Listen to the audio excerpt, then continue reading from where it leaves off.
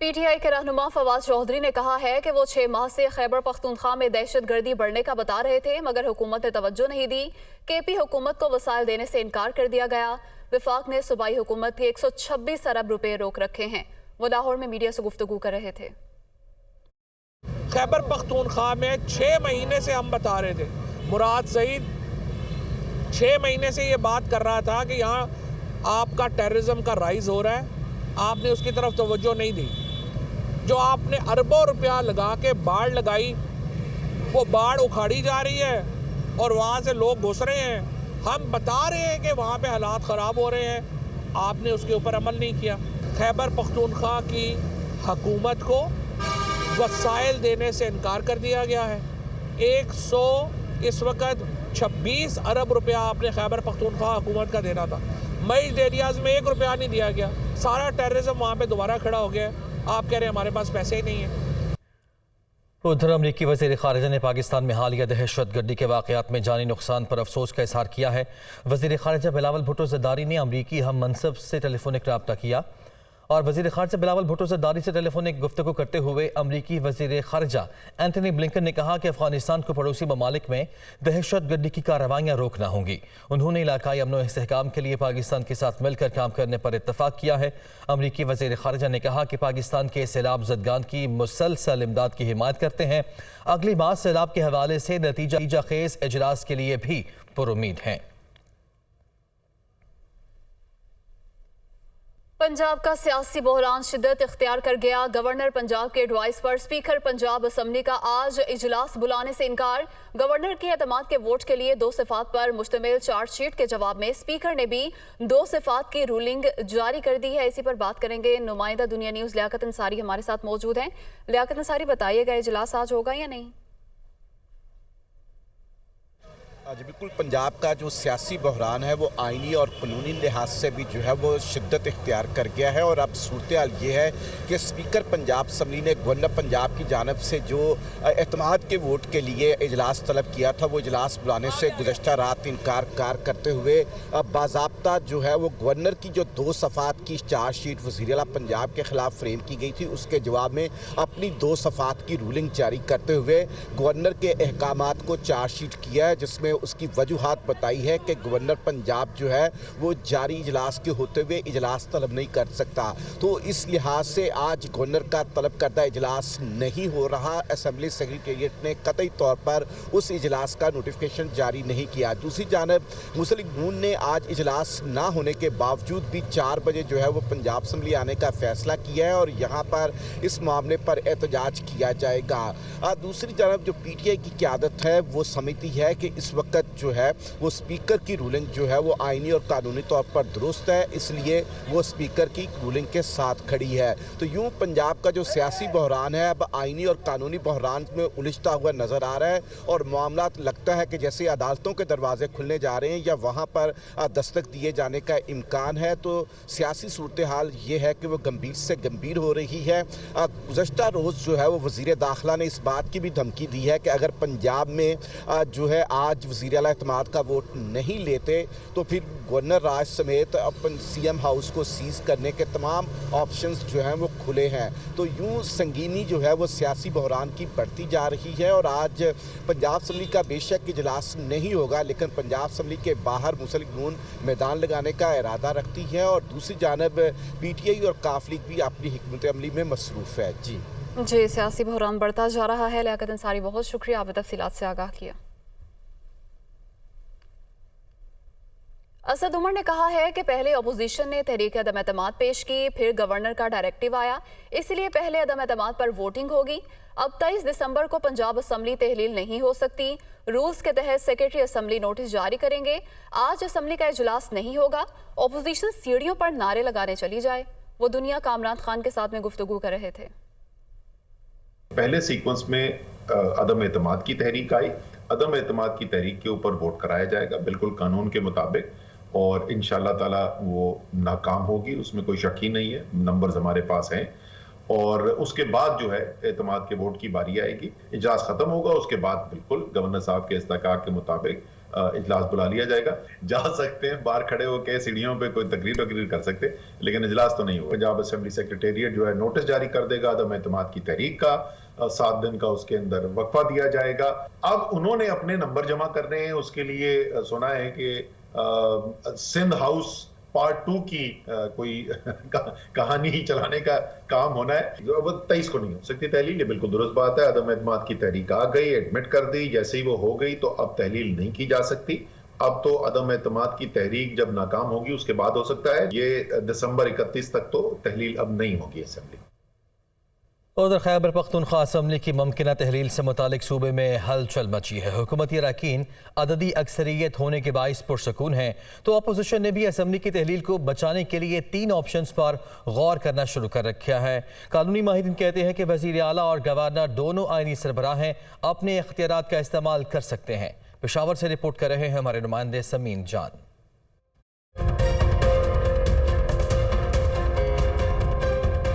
मुल्क में मुमकिन तौर पर खैबर पुख्तनख्वा और पंजाब असम्बलियों की तहलील के ऐलान ने सियासी मैदान को मजीद गर्म कर दिया है। दोनों सूबों में हुकूमत और अपोजिशन अरकान की अहम तरीन बैठक भी जारी है। खैबर पुख्तनख्वा में तहरीक इंसाफ की हुकूमत को तहरीक अदम एतमाद या इत्तेमाद का वोट हासिल करने के लिए कम अज कम 76 अरकान दरकार है। असम्बली में तहरीक इंसाफ के अरकान की तादाद 95 है, जिसमें से 4 अरकान का वोट PTI को न मिलने का इम्कान है। ताहम हुकूमती अरकान अपनी अक्सरियत के बाइस मुतमईन नजर आ रहे हैं। हमने तो हर सूरत में असम्बलियाँ तोड़नी है, ये चाहे गवर्नर राज लगाए, जो भी करे, ये कर कुछ नहीं सकते। दूसरी जानिब खैबर पुख्तनख्वा असम्बली में मुत्तहिदा अपोजिशन अरकान की तादाद 50 है। अपोजिशन अरकान असम्बली को बचाने के लिए गवर्नर राज और वज़ीर आला के इत्तेमाद का वोट लेने के ऑप्शंस पर गौर कर रहे हैं। अपोजिशन अरकान की बैठक का सिलसिला भी गैर रस्मी तौर पर जारी है। पॉलिटिकल हालात ऐसे हों जिसकी वजह से असम्बली को तोड़ा जाए या जिसकी वजह से गवर्नर राज का निफाज किया जाए। हाँ, एक अनापरस्त इंसान इक़्तिदार का जो पुजारी है, हर रोज़ नए शोशे छोड़ रहे हैं। असम्बली के तहलील को बचाने या सूबे में गवर्नर राज के निफाज से मुतालिक कानूनी माहिरीन का कहना है कि वज़ीर आला और गवर्नर दोनों आईनी सरबराह हैं। दोनों के पास अपने अलग इख्तियारात है जिनका इस्तेमाल वो कर सकते हैं। अगर इकोनॉमिक क्राइसिस हो मुल्क में या किसी सूबे में जो है लॉ एंड ऑर्डर सिचुएशन और वो हुकूमत जो है अपना काम कानून के मुताबिक नहीं कर सकते, तो सूबाई असम्बली को विफाक खत्म कर देगी गवर्नर के जरिए। आईनी माहिरीन के मुताबिक खैबर पुख्तनख्वा में गवर्नर राज के निफाज के लिए अमन और अमान की खराब सूरत हाल के पेश नजर निफाज हो सकता है। खैबर पुख्तनख्वा असम्बली की तहलील पर एक तरफ हुकूमती अरकान सरगर्म है, तो वहीं अपोजिशन अरकान गवर्नर राज के निफाज पर किसी हद तक मुत्तफिक दिखाई दे रहे हैं। कैमरामैन नईम बाबर के साथ समीन जान, दुनिया न्यूज़, पेशावर। आगे बढ़ेंगे। 1 साल में प्याज 3 गुना और आटा 66% महंगा हो गया। महंगाई को मिटाने के अज़म लेकर आने वाली मौजूदा हुकूमत के दौर में खाने पीने की मुख्तलिफ अशिया की कीमतों ने बुलंदी के ऐसे रिकॉर्ड बनाए कि अवाम को दिन में तारे नजर आ गए। तफसीलात के लिए रिपोर्ट देखिए।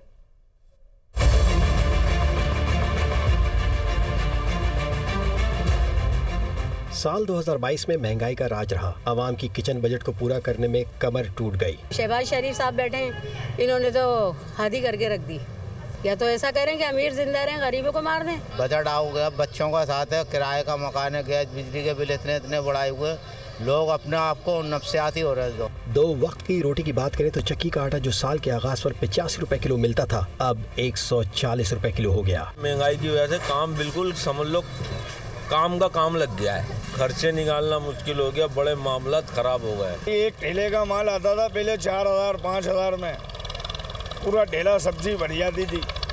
अब एक ही ठेले का 20,000 25,000 रुपए का माल आ रहा है, कैसे पूरा करेंगे। दाल माश इस अरसे में 300 से बढ़कर 390 रुपए, जबकि चने की दाल 180 के बजाय अब 220 रुपए किलो बिक रही है। हमारे मुल्क में सियासी बहरान चल रहा है और जिसकी वजह से ये सब आया, सैलाब अब आ गया, तो जिसकी वजह से ये फसलें ख़राब हुई। इसके अलावा प्याज 1 साल के दौरान 40 से बढ़कर 180 रुपए किलो, जबकि आलू 35 के बजाय अब 70 रुपए किलो तक पहुंच गया। महंगाई का जोर टूटने का फिलहाल इम्कान नजर नहीं आता। अगर इम्पोर्ट के जो कंटेनर खड़े हैं दालों के, अगर उनके लिए भी डॉलर नहीं मिला तो दालों में भी इजाफा हो जाएगा 50 रुपए किलो, 100 रुपए किलो और गंदम का जो मसाइल खड़े हो जाएंगे जनवरी में, तो मुझे ऐसा अंदेशा लग रहा है कि ये गंदम 120-30 रुपए क्रॉस कर जाएगी और आटा 150 रुपए से ऊपर क्रॉस कर जाएगा। माहिरीन का कहना है कि डॉलर की बुलंदी और सलाब की तबाकारियां अपनी जगह, महंगाई को बढ़ावा देने में मुनाफाखोरी और मुख्तलिफ इदारों की रिश्वत सतानी का भी अहम किरदार है।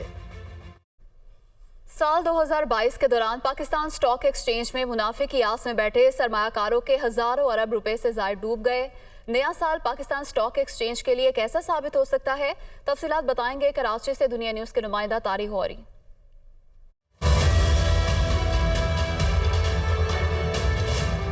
स्टॉक मार्केट को मईशत का आईना भी कहा जाता है, यानी जैसे मुल्क के हालात वैसी ही स्टॉक मार्केट। साल 2022 के दौरान नई हुकूमत ने इक़्तिदार संभाला, तेजी से बदलते हालात में सरमायाकारों के एतमाद को ऐसी ठेस पहुंचाई कि एक साल के दौरान सिर्फ बैरूनी सरमायाकारों ने 1 करोड़ 90 लाख डॉलर मालियत के हसिस फरोख्त कर डाले। और जहां जनवरी 2022 के आगाज पर इंडेक्स 44,996 पॉइंट्स की सतह पर था, अब तक 3,000 पॉइंट से जायद नीचे आ चुका है, यानी मुनाफे की आस में बैठे इन्वेस्टर्स को 7% घाटा दिखाया और सरमायाकारों के 1000 अरब रुपए से जायद डूब गए। साल 2021 में प्रोडिक्शन की गई थी साल 2022 के दिसंबर एंड तक के मार्केट के टारगेट के लिए, जो कि 52,000, 50,000, 54,000 तक की जो एक्सपेक्टेशंस हैं वो रखी गई थी। लेकिन साल 2021 का एंड जो है वो इतना अच्छा नहीं हुआ। बजट के बाद से सूरत हाल ख़राब होना शुरू हुई और नवंबर के महीने में जो टी बिल्स ऑक्शन हुए थे उससे एक थोड़ा सा अंदेशा नज़र आया था कि यहाँ पर इंटरेस्ट रेट्स बढ़ने वाले हैं, जो कि स्टॉक मार्केट का कातिल है। जो और बड़ी वजूहत बताएं तो फिर उसके अंदर जो सियासी हलचल हुई थी और फिर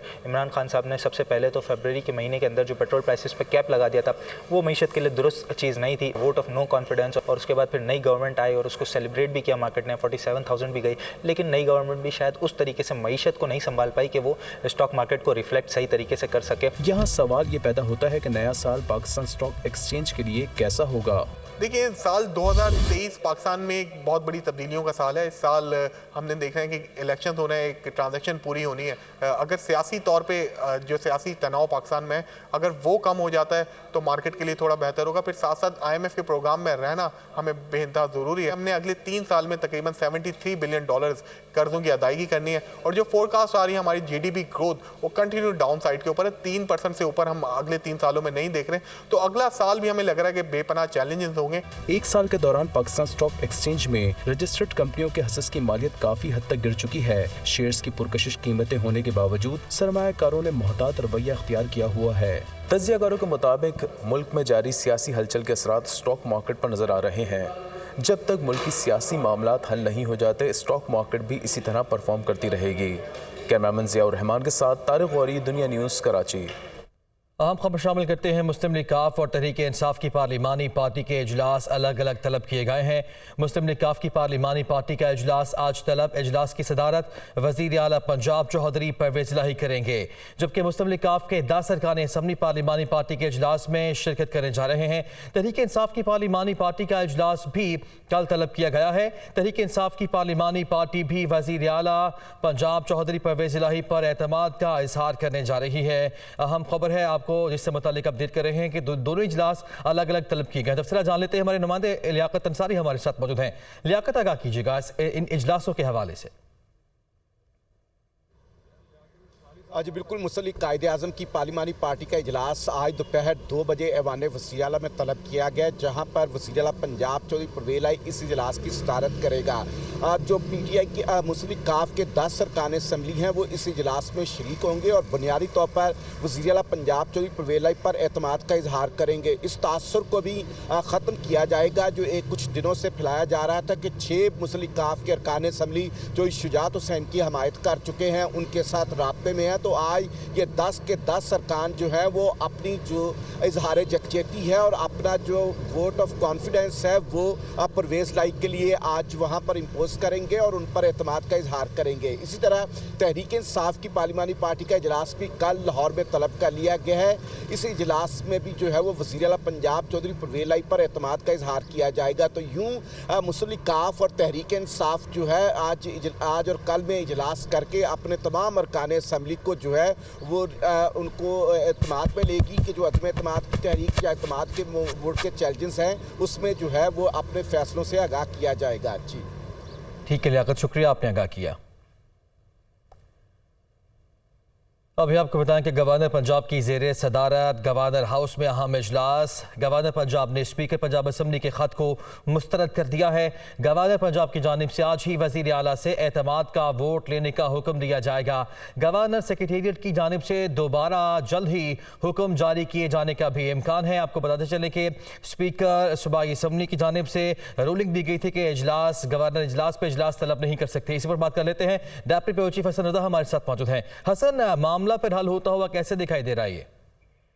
देखिए, क्योंकि जो गवर्नर पंजाब की जेर सदारत गवर्नर हाउस में इजलास हुआ था, जिसमें राना सनाउल्लाह समेत दीगर जो है कानूनी एक्सपर्ट भी मौजूद थे, कानूनी और आईनी तरीके से मामला का जायजा लेने के बाद ये फैसला किया गया है कि गवर्नर पंजाब ने स्पीकर पंजाब असम्बली सप्तान खान के खत को मुस्तरद कर दिया और आज ही वजीर आला से इत्तेमाद का वोट लेने का हुक्म दिया जाएगा। और गवर्नर सेक्रेटेरिएट के मुताबिक जो पहले लेटर लिखा गया था उसने सिर्फ एक पैराग्राफ जो है उसमें एडिशनल इजाफी जो है वो मेंशन करने के बाद दोबारा कुछ ही देर बाद जो है वो स्पीकर पंजाब असम्बली को मूव कर दिया जाएगा। देखिए, ये वहां पर जब जाएगा तो फिर गवर्नर सेक्रेटेरिएट जो है उसमें उसके शाम तक अगर ये नई इजलास बुलाते तो वजीर आला को डी नोटिफाई कर देंगे। फिर वजीर आला पंजाब जो है ये मामला लेकर जो है या तो अदालत जा सकते हैं, और अगर अदालत नहीं जाते तो गवर्नर पंजाब के पास ये इख्तियार होगा कि जिसके पास वो दोबारा वजीर आला का इंतखाब करवाएंगे और जिसके पास ज्यादा मेजोरिटी होगी वो ज्यादा मेजोरिटी रखने वाले को वजीर आला पंजाब मुंतखब कर देंगे। ये मामला जो है नया बहरान की तरफ से जाते दिखाई दे रहा है। फिलहाल जो है गवर्नर पंजाब की जानिब से ये फैसला लिया गया कि आज ही हर सूरत जो है वो जो वजीर आला पंजाब को इत्तेमाद का वोट लेना होगा। शुक्रिया आपका हसन। तहरीक इंसाफ की क़यादत ने केपी असम्बली की तहरील पंजाब के साथ मुंसलिक कर दी। पंजाब में अदम एतमाद के बहरान के बायस 23 दिसंबर को असम्बली तहरील होने का इम्कान नहीं। रहनुमा PTI फवाद चौधरी का कहना है कि खैबर पख्तूनख्वा असम्बली को पंजाब के साथ तहलील किया जाएगा। पंजाब में तकनीकी और कानूनी वजूहात के बिना पर असम्बली 23 दिसंबर को तहलील नहीं हो सकती। पंजाब का मामला ताखीर का शिकार हुआ तो उसी के मुताबिक KP असम्बली तहलील होगी। तहरीक इंसाफ की क़यादत ने KP असम्बली की तहलील पंजाब के साथ मुंसलिक कर दी। पंजाब में अदम एतमाद के बहरान के बायस 23 दिसंबर को असम्बली तहलील होने का इम्कान नहीं। रहनुमा PTI फवाद चौधरी का कहना है कि KP असम्बली को पंजाब के साथ तहलील किया जाएगा।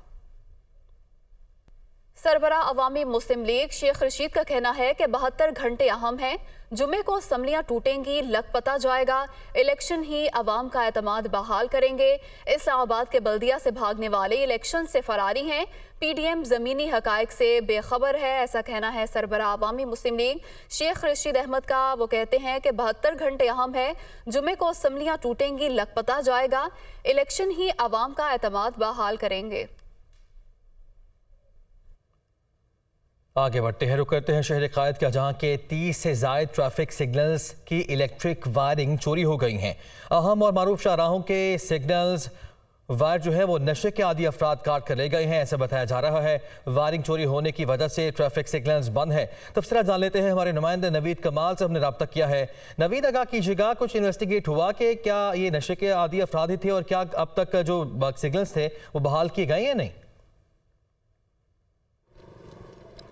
बिल्कुल, जो है ट्रैफिक इंजीनियरिंग ब्यूरो है, उन्होंने ये ख़त लिखा है। ख़त में जो ये बताया गया है कि नशे के आदि जो अफराद हैं वो तकरीबन 30 से ज़ायद सिग्नल्स हैं जिनके जो है इलेक्ट्रिक वायर चोरी करके ले गए हैं। इस पे जो है DIG ट्रैफिक को ख़त लिखा है। जो ट्रैफिक पुलिस के जो सेक्शन ऑफिसर्स होते हैं उन्होंने जो है इसके ऊपर मुख्तलिफ थानों में दरख्वास्तें भी दी हैं। इन जो वायर्स को काटने की वजह उसमें कॉपर होता है, कॉपर को निकाल के ये नशे के आदि अफराद बेच देते हैं, लेकिन ये सिग्नल्स जो है बंद हो जाते हैं, जिससे जो ट्रैफिक की रवानी जो है शदीद मुतासिर होती है। और ट्रैफिक जो इंजीनियरिंग ब्यूरो है उनका ये कहना है इसके ऊपर जो है अखराजात भी आते हैं और इन्हें जो है वो रिपेयर करते हैं, और रिपेयर करने के बाद ये जो वाक़यात हैं तसलसल से हो रहे हैं और ट्रैफिक पुलिस को उन्होंने ये कहा है कि इसको जो है रोकने की कोशिश की जाए। ठीक है, शुक्रिया आपका नवीद कमाल, आपने आगाह किया। खुश्क दिसंबर और दर्जा हरारत में कमी ने महकमा माहौलियात के दावों की कलई खोल दी। लाहौर के औसत एयर क्वालिटी इंडेक्स का 300 की सतह से तजावुज़ कर जाना मामूल बन गया। सूरत हाल में मजीद अबतरी के खदशात भी जाहिर किए जा रहे हैं। सुहेल कैसे रिपोर्ट करेंगे?